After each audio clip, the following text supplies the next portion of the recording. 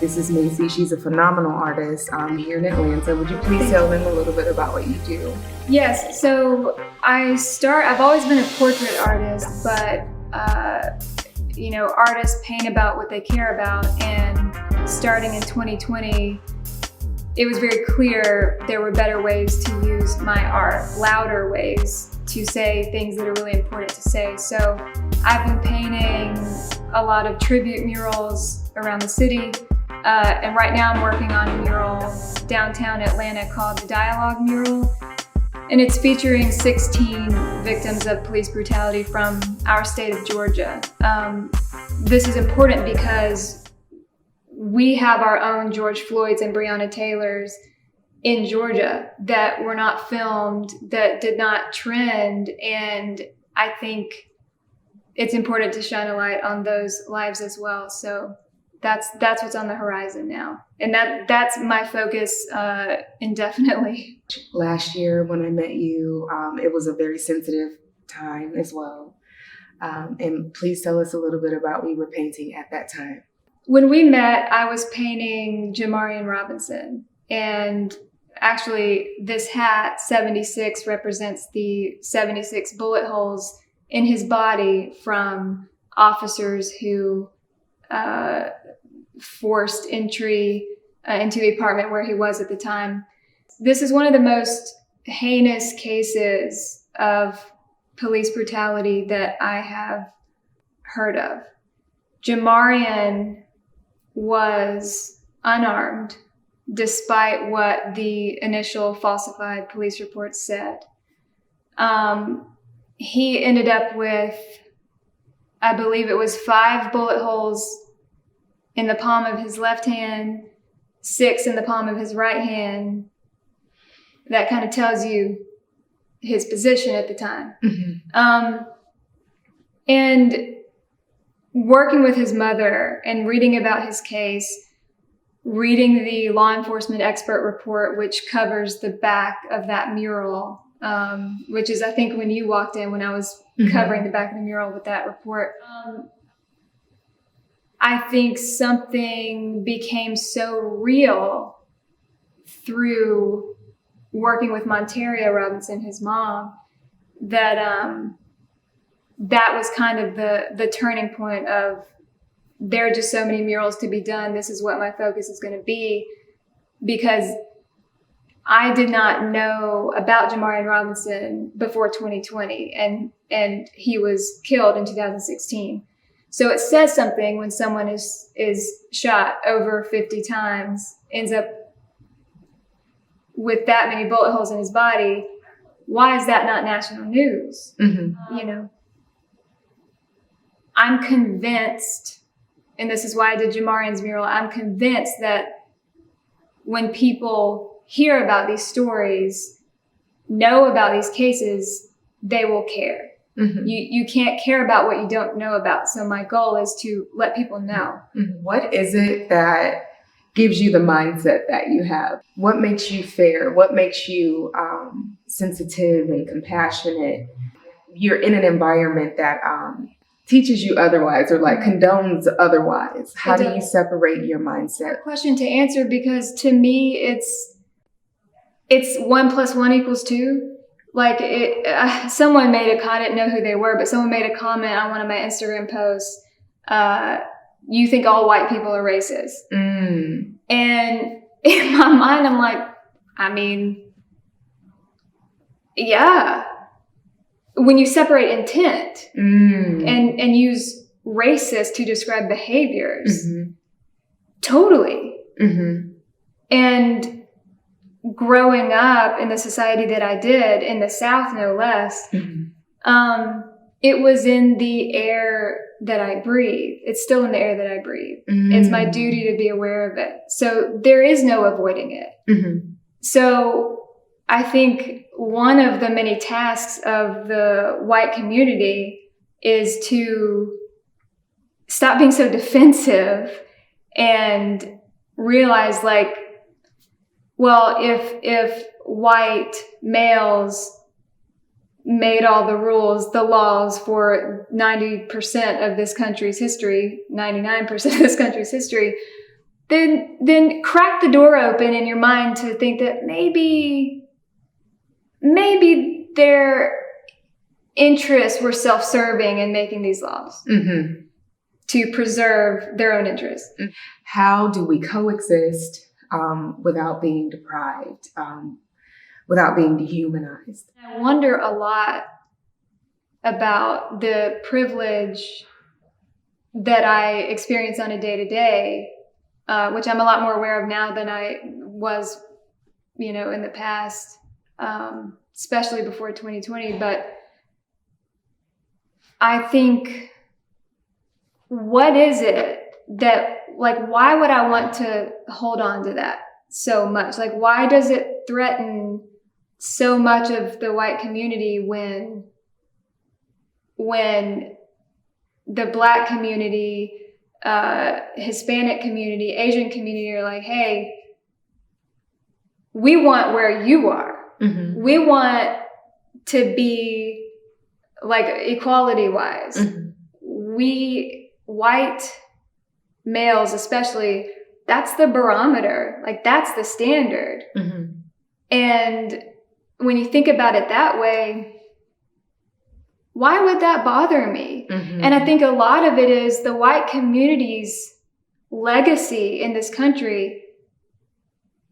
It loses all identity when it's not trying to leverage against another race. Period.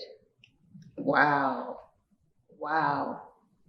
And I think it freaks us out. And I say us because number one, I don't position myself as an expert on this topic. And number two, I am part of the white community. And what is there without trying to stay on top,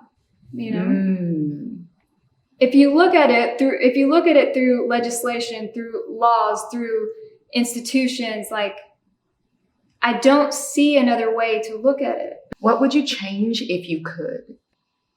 Ego of the white community as a collective. Wow.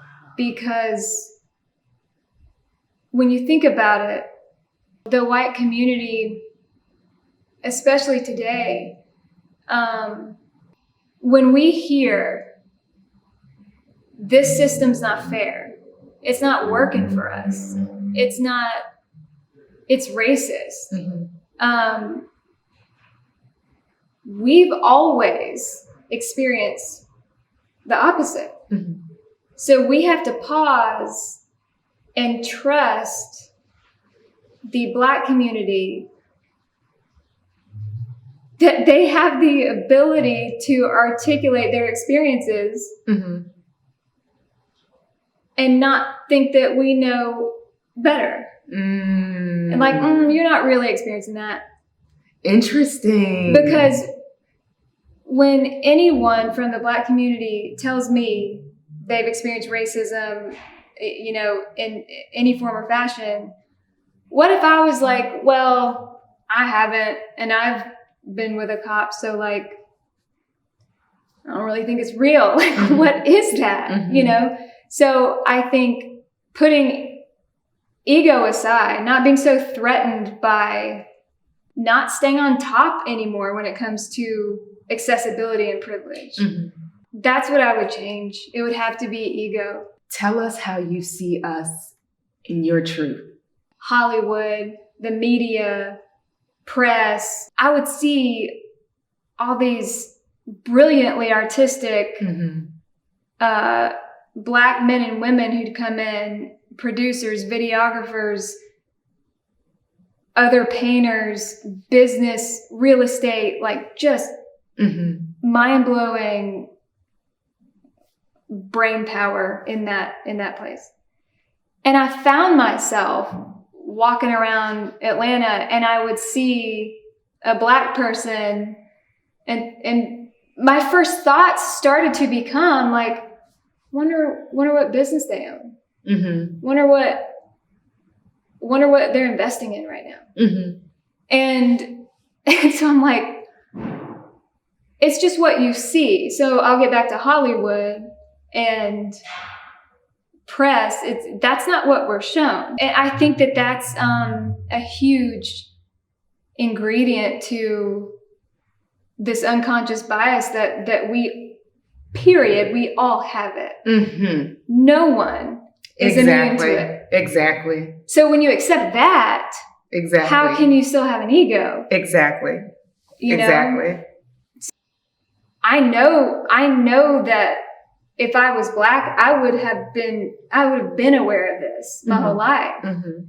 And I'm already emotional and affected and pissed off about it. Mm-hmm. I can't imagine a lifetime of that. I went into Sephora one day and I saw, I think there were 3 white women and 2 Black women working. Mm-hmm. My first thought is, I'm terrible at matching foundation. I don't know what to do. People think since you're an artist, you know, I don't know what to do. Mm-hmm. So I need help. I'm lost in there. And my assumption was the white woman would be better at matching my complexion. Mm-hmm. And, you know, that was just my assumption. And I remember catching myself and I'm like, why do I think that? Mm-hmm. Because we know that any Black woman who's working in Sephora has matched mostly white women. Mm. And in, cosmetology school, Mm-hmm. they don't get to practice on brown skin Mm-hmm. as much as, Fair skin. you're right. Mm-hmm. So I'm like, all right, well, I have stuck with that same foundation since, her name's actually Tiffany. She's fantastic. Mm-hmm. And so that moment made me become a little more aware of assumptions that I've had. What do you feel connects us in this moment? I think lack of ego is one. And I think also we're both very aware that we're different, we have different experiences, and that's beautiful. And Definitely. you know that I'm not pretending to know your life, your experiences, whether it's associated with racism or not. You have an entire story beyond that. Mm-hmm. And I think when people are understanding, even if they don't understand, that's really kind of all you need, Mm-hmm. you know? And just being open. You can always learn something from someone you meet. Mm-hmm. Someone you meet can always add value. Mm-hmm. And hopefully you can also add that back, you know, in return.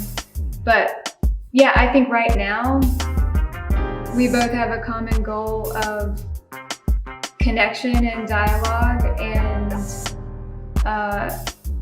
that's a pretty sustainable, you know, ingredient. Most definitely. So I guess it's a matter of being open-minded, always willing to be educated. Yeah. Yes. Definitely. Yeah, you said it better. Yes. But it's That to what she your said. it's to your point.